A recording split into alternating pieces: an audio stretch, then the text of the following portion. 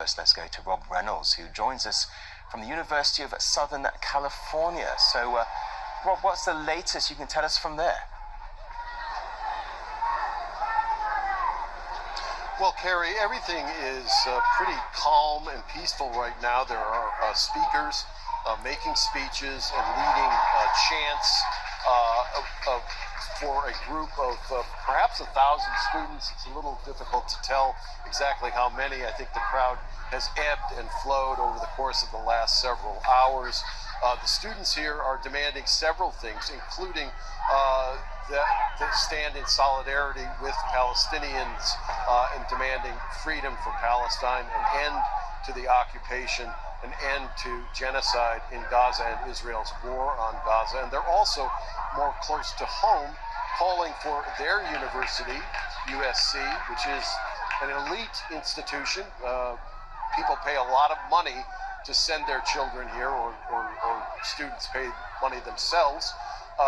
Either way, as the case may be, it's a very prestigious university, and the students want it to cut all ties with Israel and to remove board members on the governing board of the college or the university who are involved in the defense industry in the United States that supplies Israel with weapons and so forth. They want to cut off any study abroad with Israeli colleges or universities, and they want, in other words, a clean break between USC and any Israeli entity.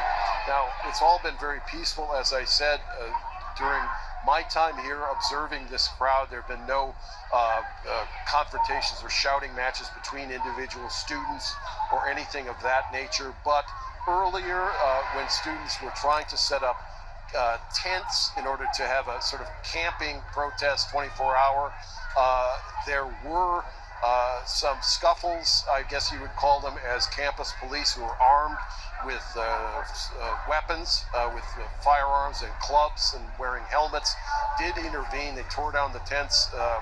At least one student was detained, I'm told, by protest organizers, but then released.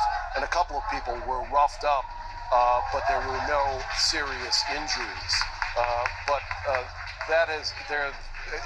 This is a situation which has been mirrored, as you mentioned, Carrie, around the country from coast to coast, where there have been other institutions and colleges and universities where arrests have been made. And this has all led to a profound debate over the right of freedom of speech on campus, on universities which are dedicated to the goal of fostering free inquiry, of fostering a culture of discovery and learning and self-expression.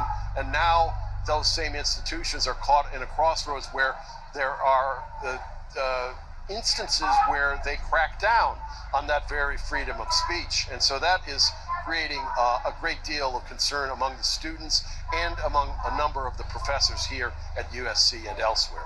Karen. Okay, Rob, thanks very much indeed for that. Let's go live now to John Hendren, who's at Columbia University in New York. John, can you give us a sense of what it's been like there with these protests? Well, Kerry, Columbia has a long legacy of protests from the Vietnam War to today, but there's a lull at the center of this particular storm. It may be the epicenter, but look around. You've got students now putting on an extra layer after a warm day grows a little chillier. Today was a busy one here. The Speaker of the U.S. House of Representatives, Mike Johnson, came here and he spoke to Jewish students and condemned these protests, the ones here and across the country. Well, the students held a little news conference of their own, the protesters, and they made some demands. They said they're protesting the war in Gaza, but they're also protesting their university. They want to know, they want the school to disclose where it's investing its money. They want it to divest of all Israeli investments. And they want amnesty for all of the students that are out here and all of the other protesters. And that presumably includes the more than 100 who were arrested here last week. Since then, the university has given them a new deadline, of midnight local time on Thursday as talks continue between the student protesters and the university, and as this wildfire of protest spreads across the country. But you can see how peaceful this is right now. And one reason the university president might be looking for a way out of this conundrum is that back in 1968, another Columbia University president called in police. They violently cleared out student protesters, and that was the end of that president's stormy tenure. John Hendren, thank you. Well, staying with this now, Jeremy Suri is a professor of global leadership, history and public policy at the University of Texas. He joins us from Austin, Texas. Welcome to the program. We understand that you witnessed firsthand the student protest. Can you tell us what actually happened? Sure. So I was coming out of the class I had just taught, and it is the history department on campus, and I saw a large group of students, and not a very large group, but about 200 students who had assembled on a grass lawn behind my building. It's what we call the South Mall, and it doesn't block any buildings. It's visible to many people, but it's an area that students often sit on to study and things of that sort. And these students were shouting "Free Palestine." That's all. They had maybe one or two signs. They were saying nothing anti-Semitic. They were saying nothing that was threatening. And as they were standing and shouting, I witnessed the police, the state police, the campus police, the city police, an army of police almost the size of the student group, collecting themselves. Many were carrying guns, many were carrying rifles. And then within a few minutes, this group of police stormed into the student crowd and started arresting students. These students were shouting "Free Palestine." They were not threatening anyone. They were peaceful. They were loud, but they were peaceful, and they were not anti-Semitic either. And the police just started attacking them, and that led to more shouting. More students then arrived when they saw this, and the situation became more violent, but it became more violent because the police had attacked the students, not the other way around. So what are university authorities making of all this then? Where is this actually heading? Well, I believe that university presidents, including my own at the University of Texas, are afraid. They're afraid that they are going to be criticized and condemned by politicians, by the governor of Texas, by members of Congress. They're afraid they're going to be condemned for allowing anti-Semitism.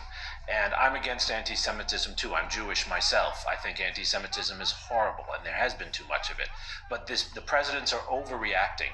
And what they're doing is they're creating an environment in which no one is allowed to say anything that sounds critical in any way of Israel or any other topic. And they're making it impossible for students to express themselves. I want students to express strong opinions. I want them to argue. I don't want them to say anything that's offensive to another group, and I don't want them to use violence. But we're a university. We should be encouraging free speech. Presidents of universities now are afraid of free speech, and they're suppressing free speech. And that is terrible. We should not allow that to happen. Given what you say then, could this eventually lead to some kind of policy change when it comes to how institutions react to protests like this? Well, I hope it will lead to some soul searching. I believed we had a policy until today at the University of Texas, and a policy I think most major universities had, which is that peaceful protests were encouraged. That is actually what we should be about. For some reason, we have abandoned that policy. I would like to see us have a discussion about returning to that policy and setting clear guidelines for that policy. I do fear there are some people who want to limit free speech and limit protests at universities. What is ironic is these are the same people who a few years ago were saying we didn't have enough free speech. The same conservatives who said that we were doing too much woke diversity training are now the same people who don't want real discussion of other issues. And that's very dangerous. The lifeblood of intellectual work is debate and discussion. And from what you've witnessed then firsthand, how strong is the resolve of students? Well, the irony is that this kind of behavior by the police only increases the resolve of students. I cannot tell you how many students, more than 15 to 20 that I spoke with, who I saw at this event, some of whom are students I know, were students who were apathetic or may have even been favorable to the Israeli side in the argument. And they see the police acting this way, and it leads them to become more radical. And this is the story of the 1960s in our society. We're replaying that. When the police attack students in this way, it makes other students sympathize with those who are attacked, not the attackers. Professor Jeremy Suri, thank you very much indeed for your time.